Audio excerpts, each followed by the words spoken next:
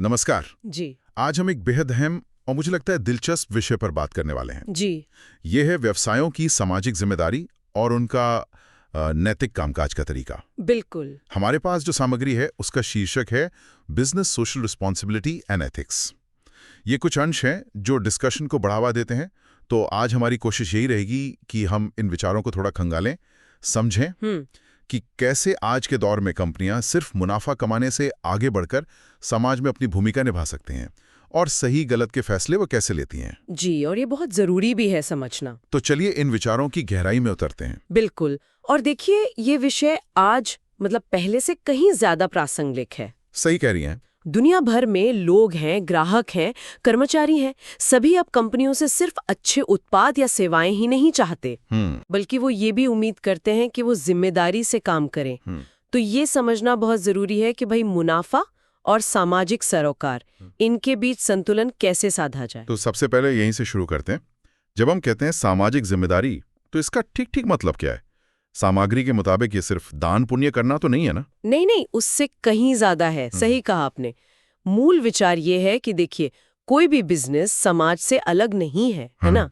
वो समाज के ही संसाधनों का इस्तेमाल करता है। लोग हैं, प्राकृतिक संपदा है, बाजार है, और बदले में उसके कामों का समाज पर असर भी पड़ता है, अच्छा या बुरा। अच्छा। तो सामाजिक जिम्मेदारी का मतलब हुआ कि व्यवसाय अपने फैसलों और अपनी गतिविधियों का समाज पर जो असर पड़ रहा है उसको समझे और उसके प्रति जवाबदेह बने।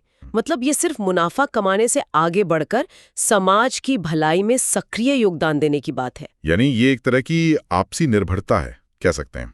व्यवसाय समाज पर निर्भर है और समाज व्यवसाय से प्रभावित होता है। बिल्कुल। लेकिन सवाल ये उठता है कि कोई कंपनी ये अतिरिक्त जिम्मेदारी उठाए क्यों? क्या सिर्फ इसलिए कि ये एक अच्छी बात है, या इसके पीछे कुछ ठोस व्यवसायिक कारण भी हैं?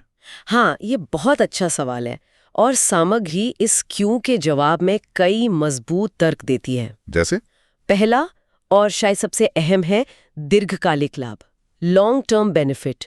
जब कोई कंपनी नैतिक रूप से काम करती है, अपने कर्मचारियों का, ग्राहकों का, समाज का ध्यान रखती है, तो लोगों का भरोसा बढ़ता है। ग्राहक ज्यादा वफादार बनते हैं और ये वफादारी लंबे समय में मुनाफे को स्थिर रखने में मदद करती है। हाँ, ये बात तो समझ आती है।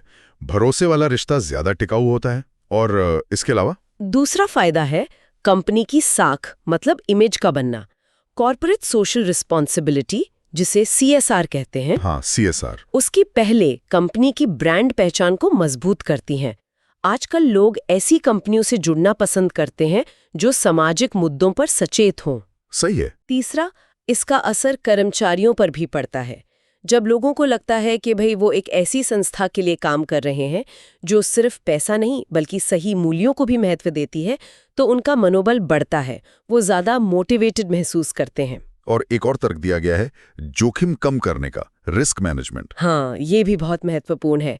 जब कोई कंपनी नियमों, कानूनों और नैतिक मानकों का पालन करती है, तो वो भविष्य में होने वाली कानूनी झंझटों से, भारी जुर्माने से और सबसे बढ़कर अपनी प्रतिष्ठा को होने वाले नुकसान से बच सकती है। अच्छा। तो एक तरह से ये भविष्य के लिए एक स्मार्ट निवेश भी है। ये सब तो बहुत वाजिब कारण लग रहे हैं, लेकिन सामग्री में एक बहुत पेचीदा सवाल भी उठाया गया है कि अगर कोई कंपनी पहले से ही बहुत ज्यादा मुनाफा कमा रही है, तो क्या वो ये दलील दे सकती है कि भाई हम इतना मुनाफा कमा रहे हैं, रोजगार दे रहे हैं, टैक्स भर रहे हैं, तो सामाजिक जिम्मेदारी की बात हम पर लागू नहीं होती? क्या भारी मुनाफा उन्हें इस जिम्मेदारी से छूट दिला देता है? ये एक क्लासिक बहस है। पारंपरिक सोच शायद यही कहेगी कि भाई व्यवसाय का पहला और सबसे बड़ा धर्म है मुनाफा कमाना। हाँ, अक्सर यही सुना है। लेकिन जैसा कि सामग्री से भी झलकता है, आज की सोच बदल रही है। बहुत ज्यादा मुनाफा कमाना अपने आप में सामाजिक जिम्मेदारी से बचने का लाइसेंस नहीं बन जाता, बल्कि कई लोग तो ये तर्क देंगे कि जिन कंपनियों के पास ज्यादा संसाधन है, उनकी समाज के प्रति जिम्मेदारी भी उतनी ही ज्यादा बनती है। वो ज्यादा सकारात्मक प्रभाव डाल सकते हैं। तो ये तर्क कि हम तो पहले ही बहुत कुछ कर रहे हैं, ये शायद आज उतना मान्य नहीं रहा। समाज की उम्मीदें बढ़ गई हैं। बिल्कुल। और ग्राहक और निवेशक भी अब ज्यादा जागरूक हो रहे हैं।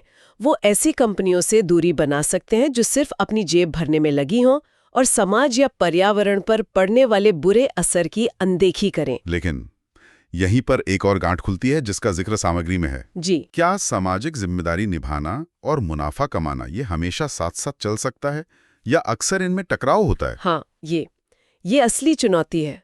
क्या ऐसा नहीं होता कि पर्यावरण की रक्षा के लिए उठाए गए कदम उत्पादन की लागत बढ़ा दें? बिल्कुल। या कर्मचारियों को बेहतर सुविधाएं देने से कंपनी का मुनाफा कम हो जाए?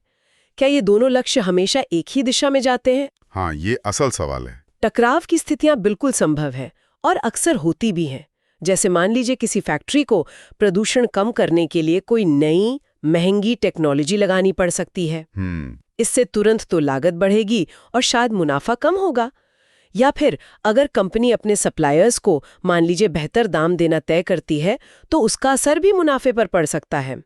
ये एक निरंतर संतुलन साधने वाला काम है। तो फिर कंपनियां इस संतुलन को साधती कैसे हैं? ये तो एक मुश्किल जगलिंग एक्ट जैसा लगता है। ये वाकई मुश्किल है और यहीं पर लीडरशिप और कंपनी की स्ट्रैटेजी की भूमिका अहम हो जाती है। कंपनियों को सोचना पड़ता है कि शॉर्ट टर्म लागतों के सामने लॉन्ग टर्म फायदे क्या हैं। जैसे बेहतर साख, ग्राहकों का भरोसा, कर्मचारियों का जुड़ाव। कई सफल कंपनियां अब ये मानती हैं कि सामाजिक और पर्यावरणीय जिम्मेदारी असल में उनके व्यापार को लंबे समय तक टिकाऊ यानी सस्टेनेबल बनाने के लिए जरूरी है, भले ही शुरू में कुछ कीमत चुकानी पड़े। अच्छा, चलिए अब उन अलग अलग समूहों की बात करते हैं जिनके प्रति व्यवसाय की जिम्मेदारी बनती है। सामग्री में इन्हें हितधारक यानी स्टेक होल्डर्स कहा गया है। जी, स्टेक होल्डर्स। कौन है ये लोग और इनके प्रति क्या जिम्मेदारियां हैं? सामग्री एक पूरी सूची देती है, लेकिन मूल विचार ये है कि कंपनी सिर्फ अपने मालिकों या शेयरधारकों के प्रति ही जवाबदेह नहीं है, उसके फैसलों का असर कई लोगों पर पड़ता है। जैसे मालिक या शेयरधारक तो हैं ही, बिल्कुल, उन्हें अपने निवेश पर उचित रिटर्न चाहिए और कंपनी के कामकाज में पारदर्शिता मतलब ट्रांसपेरेंसी की उम्मीद होती है। और फिर कर्मचारी आते हैं। हाँ, कर्मचारी जिनके प्रति जिम्मेदारी है उचित वेतन देना, सुरक्षित काम का माहौल बनाना और सम्मानजनक व्यवहार करना। ग्राहक भी बहुत अहम हितधारक हैं। ग्राहकों के प्रति उन्हें अच्छी गुणवत्ता का उत्पाद या सेवा मिलनी चाहिए और कंपनी का विज्ञापन भ्रामक नहीं बल्कि ईमानदार होना चाहिए। इनके अलावा सप्लायर्स भी हैं। हाँ, आपूर्तिकर्ता यानी सप्लायर्स। उनके साथ न्यायपूर्ण व्यवहार करना और समय पर भुगतान करना जरूरी है। फिर पूरा समाज या समुदाय आता है, हाँ, जिसके प्रति जिम्मेदारी है कि कंपनी पर्यावरण को नुकसान न पहुंचाए, स्थानीय विकास में योगदान दे। और आखिरी में सरकार है, जिसके प्रति जिम्मेदारी है कि कंपनी देश के कानूनों का पालन करे और ईमानदारी से टैक्स चुकाए। ये सूची तो दिखाती है कि जिम्मेदारियों का दायरा कितना बड़ा है। जी हाँ, लेकिन इससे एक और जटिलता पैदा होती है जिसका जिक्र सामग्री में भी है। क्या होता है जब इन अलग अलग हितधारकों के हितों में टकराव हो जाएं? ये एक बहुत ही व्यावहारिक समस्या है, रोजमर्रा में आती है। सामग्री एक उदाहरण देती है। मान लीजिए कंपनी को फैसला करना है कि वो मुनाफे का ज्यादा हिस्सा कर्मचारियों की तनख्वाह बढ़ाने में लगाए या शेयर धारकों को ज्यादा लाभांश यानी डिविडेंड के रूप में दे। दोनों ही महत्वपूर्ण हितधारक हैं। अब किसे प्राथमिकता दी जाए? ये तो सचमुच मुश्किल चुनाव है। एक तरफ कर्मचारियों का मनोबल और उनकी जरूरतें हैं, दूसरी तरफ शेयरधारकों की उम्मीदें जिन्होंने कंपनी में पैसा लगाया है। बिल्कुल, और इसका कोई एक सही जवाब नहीं होता जो हर स्थिति में लागू हो जाए। तो फिर कंपनियों को अक्सर बीच का रास्ता निकालना पड़ता है। उन्हें अपनी तात्कालिक जरूरतें देखनी होती हैं, लंबी अवधि की रणनीति देखनी होती है, कंपनी के मूल्य क्या हैं, बाहरी दबाव क्या है, इन सब को ध्यान में रखकर फैसला लेना होता है। ये दिखाता है कि जिम्मेदारी निभाना कितना जटिल हो सकता है। अब एक और अहम मुद्दे पर आते हैं जो सामग्री में प्रमुखता से उठाया गया है, व्यवसाय और पर्यावरण प्रदूषण। जी, ये आज के समय की एक बहुत बड़ी चिंता है। हाँ, और सामग्री साफ बताती है कि औद्योगिक गतिविधियों से पर्यावरण को कई तरह से नुकसान पहुंच सकता है। फैक्ट्रियों से निकलने वाला जहरीला कचरा वो नदियों और जमीन को बर्बाद कर सकता है। सही है। चिमनियों का धुआं हवा को प्रदूषित करता है। निर्माण और उत्पादन प्रक्रियाओं से होने वाला शोर ध्वनि प्रदूषण फैलाता है। और प्लास्टिक जैसे उत्पादनों से निकलने वाला कचरा वो तो एक अलग ही विकराल समस्या है। और ये सिर्फ पर्यावरण का नुकसान नहीं है, इसका सीधा असर हम इंसानों पर पड़ता है। सामग्री बताती है कि प्रदूषण नियंत्रण क्यों जरूरी है। इसके कई कारण हैं। सबसे पहला और सीधा कारण है लोगों का स्वास्थ्य, पब्लिक हेल्थ। जी, प्रदूषित हवा और पानी गंभीर बीमारियों की जड़ है। दूसरा, हमारे प्राकृतिक संसाधन सीमित हैं। पानी, हवा, जंगल, खनिज, इन्हें भविष्य की पीढ़ियों के लिए बचाना जरूरी है। तीसरा, खुद व्यवसायों के लंबे समय तक चलने के लिए, उनकी सस्टेनेबिलिटी के लिए भी पर्यावरण का संरक्षण जरूरी है। अगर संसाधन ही नहीं बचेंगे या पर्यावरण इतना बिगड़ जाएगा कि काम करना दूभर हो जाए, तो व्यवसाय कैसे चलेगा? और एक व्यावहारिक कारण भी है, कानूनी कार्रवाई से बचाव और कंपनी की छवि। बिल्कुल। आजकल पर्यावरण कानून सख्त होते जा रहे हैं। उनका उल्लंघन करने पर भारी जुर्माना लग सकता है, कंपनी की बदनामी हो सकती है। हाँ। वहीं जो कंपनियां पर्यावरण का ध्यान रखती हैं, उनकी साख बढ़ती है।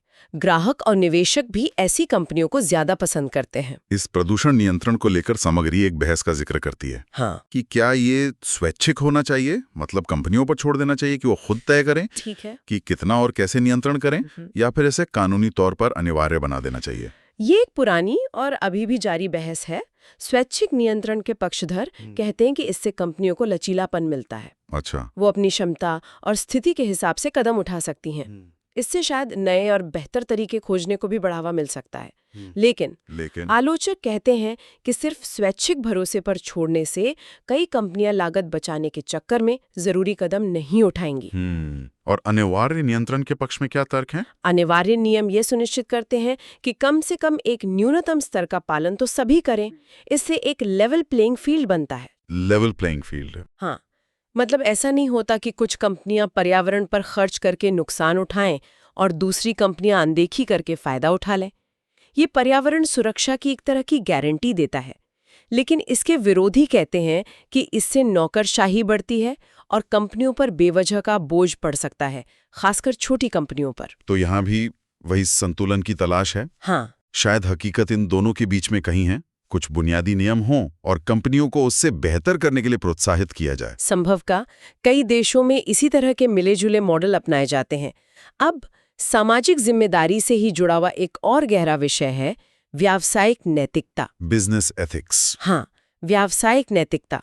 सामग्री इसे उन सिद्धांतों के समूह के रूप में परिभाषित करती है जो हमें व्यवसाय में सही और गलत के बीच फैसला करने में मदद करते हैं। जी। ये मूल रूप से ये सवाल है, क्या करना सही है? और ये सिर्फ कानून का पालन करने से आगे की बात है। कानून हमें बताता है कि हम क्या नहीं कर सकते। अच्छा। जबकि नैतिकता हमें बताती है कि हमें क्या करना चाहिए। ये एक तरह से ज्यादा ऊंचे मानक स्थापित करती है। सामग्री व्यावसायिक नैतिकता के कुछ प्रमुख तत्वों या सिद्धांतों का भी जिक्र करती है। क्या आप उन पर थोड़ी रोशनी डाल सकती हैं? जरूर।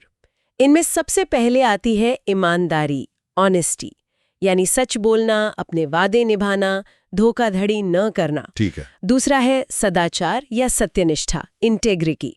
इसका मतलब है कि आपके कहने और करने में तालमेल हो। आप सही सिद्धांतों पर टिके रहें, भले ही कोई देख रहा हो या नहीं। ये तो बहुत बुनियादी लगते हैं, लेकिन शायद अमल में लाना हमेशा आसान नहीं होता होगा। और कौन से तत्व हैं? तीसरा है निष्पक्षता, फेयरनेस, यानी सभी के साथ समान और न्यायपूर्ण व्यवहार करना बिना किसी भेदभाव या पक्षपात के। चौथा है सम्मान, रिस्पेक्ट, हर व्यक्ति की गरिमा और अधिकारों का आदर करना, चाहे वो ग्राहक हो, कर्मचारी हो या कोई और। और पारदर्शिता और जवाबदेही भी इसमें शामिल है, ट्रांसपेरेंसी और अकाउंटेबिलिटी। बिल्कुल। पारदर्शिता का मतलब है कि कंपनी अपने कामकाज और फैसलों में खुलापन रखे, जरूरी जानकारी छुपाए नहीं। और जवाबदेही का मतलब है कि कंपनी अपने कामों और उनके नतीजों की जिम्मेदारी ले, खासकर जब कुछ गलत हो जाए तो उसे स्वीकार करे और सुधारने की कोशिश करे। ये सभी तत्व मिलकर एक नैतिक कंपास की तरह काम करते हैं, कह सकते हैं। जी। लेकिन सामग्री फिर एक बहुत ही चुभता हुआ सवाल सामने रखती है। कौन सा? क्या कोई व्यवसाय नैतिकता के बिना सफल हो सकता है? क्या सिर्फ मुनाफा कमा लेना ही सफलता है, चाहे वो किसी भी तरीके से कमाया गया हो? ये एक ऐसा सवाल है जिस पर शायद हमेशा बहस चलती रहेगी। हो सकता है कि कुछ कंपनियां थोड़े समय के लिए अनैतिक तरीके अपनाकर, झूठ बोलकर, नियमों की अनदेखी करके मुनाफा कमा लें।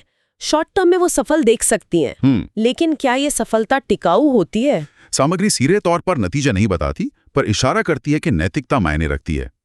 अनैतिक व्यवहार के क्या परिणाम हो सकते हैं जिनके बारे में सोचा जा सकता है?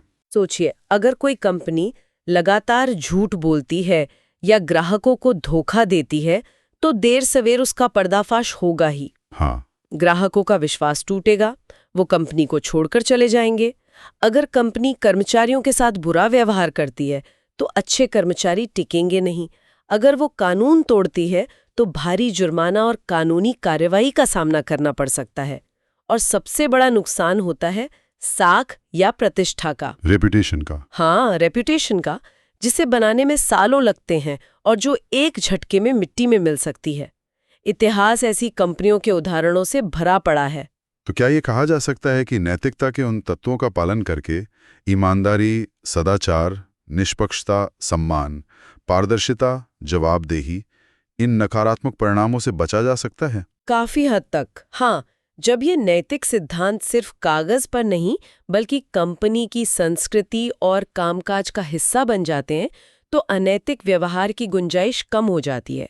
ये ना सिर्फ कंपनी को जोखिमों से बचाता है बल्कि एक मजबूत, भरोसेमंद और टिकाऊ संगठन बनाने में मदद करता है। तो नैतिकता सिर्फ सही काम करना नहीं है बल्कि लंबे समय के नजरिए से देखें तो ये स्मार्ट काम करना भी है। तो आज हमने व्यवसाय की सामाजिक जिम्मेदारी और नैतिकता के कई अहम पहलुओं को समझा। हमने देखा कि व्यवसायों का समाज पर गहरा असर पड़ता है और उनकी भूमिका सिर्फ मुनाफा कमाने तक सीमित नहीं है। जी, जिम्मेदार और नैतिक होने के न सिर्फ सामाजिक बल्कि ठोस व्यावसायिक फायदे भी हैं। हमने ये भी समझा कि ये राह आसान नहीं है।